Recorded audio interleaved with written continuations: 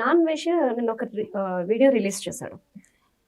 ఒక మహిళగానే కాదు, మీరు కూడా ఆ పదాలని ఈ రోజు మీడియా ముందు ఉపయోగించలేరు. గరికపాటి గారు ఉన్నారు, చాలా రెస్పెక్టబుల్ గా మేము చూసుకుంటాము. ఇప్పుడు ఆయనకు సంబంధించి వాడిన పదం ఏదైతే ఉందో ఎంత నీచంగా ఎలా మాట్లాడతారు. సరే, ఇది ఆయన అన్నది మహిళలను ఉద్దేశించి, ఇక్కడ మతాలను ఉద్దేశించి ఎక్కడ శివాజీ గారు మాట్లాడలేదు. అండ్ అనసూయ గారు కూడా మతాన్ని ఎక్కడా తీసుకురాలేదు. కానీ నా అన్వేష్ ఏమంటున్నాడు, హిందువులకి ఓన్లీ ముస్లిమ్స్ కి మాత్రమే ఈ రూల్స్ ఉంటాయి, చెత్త రూల్స్ ఉన్నాయి, క్రిస్టియన్ మతంలో ఉండదు, ఫ్రీడమ్ అంతా వాళ్ళకే ఉందని. ఎక్కడ టాపిక్ ఎక్కడికి తీసుకెళ్ళాడు. అండ్ శివాజీ గారిని మాట్లాడిన మాటలు చాలా ఘోరంగా, ఆ తర్వాత గరికపాటి గారిని మాట్లాడిన మాటలు అవి ఇంకా ఘోరంగా ఉన్నాయి. ఏం చేద్దామని, ఇలాంటి వాళ్ళకి ఎందుకు ఫాలోవర్స్, ఇలాంటి వాళ్ళని మనం ఫాలో అయ్యి ఏం మెసేజ్ ఇద్దామని వీళ్ళంతా. ఇప్పుడు ఈ జరిగిన ఇన్సిడెంట్ ఏదైతే ఉందో ఒక మహిళగా చూస్తారా, మహిళకి జరుగుతున్న అవమానం, లేదంటే మహిళకు ప్రొటెక్షన్ కావాలంటారా, లేదంటే హిందూ స్త్రీలకి ముస్లిం స్త్రీలకి కావాలి, క్రిస్టియన్స్ కి అక్కర్లేదు అంటారా? సో ఆ వ్యక్తి గురించి నేను ఎక్కువగా స్పందించి దాన్ని అంత హైలైట్ చేయదలుచుకోలేదండి. గరికపాటి గారు లాంటి వ్యక్తుల గురించి మాట్లాడంత ఆ స్టేజ్ కాదు, స్థాయి కాదు.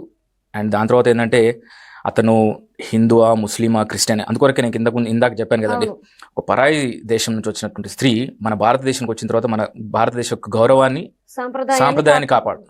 సో ఇవాళ అతను మాట్లాడాడనేసో లేకపోతే ఇంకోరు మాట్లాడాడనేసో ఇది చెప్తున్నాం కదండి. ఈ చర్చ అసెంబ్లీలో చర్చకు వస్తుందా? సో అతను విషయంలో మనం మాట్లాడేంత హైలైట్ చేయాల్సిన అవసరం లేదండి. మీకు నచ్చకపోతే అతను మనమే క్రియేట్ చేశారు కదా, సబ్స్క్రైబ్ చేసుకునే. ఫస్ట్ అసలు స్టార్ట్ చేసింది ఏంటండి, తను ఒక ట్రావెలర్గా విదేశాలను చూపిస్తాను, మనం వెళ్ళలేని ప్రదేశాలకు అతను వెళ్తున్నాడు, మనకు ఒక టెలికాస్ట్ చేస్తున్నాడు తన ఛానల్ ద్వారా అనేసి అలా ఫేమస్ అయ్యారు.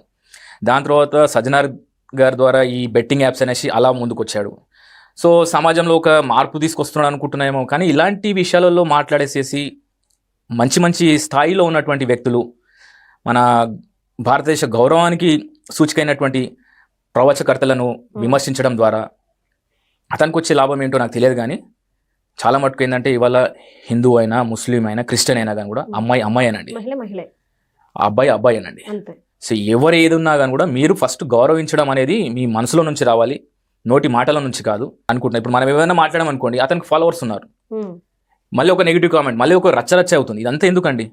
మీరు సింపుల్గా ఎవరైతే ఫాలో చేస్తున్నారో అన్సబ్స్క్రైబ్ చేసుకోండి. That is the best way to give an answer to any person.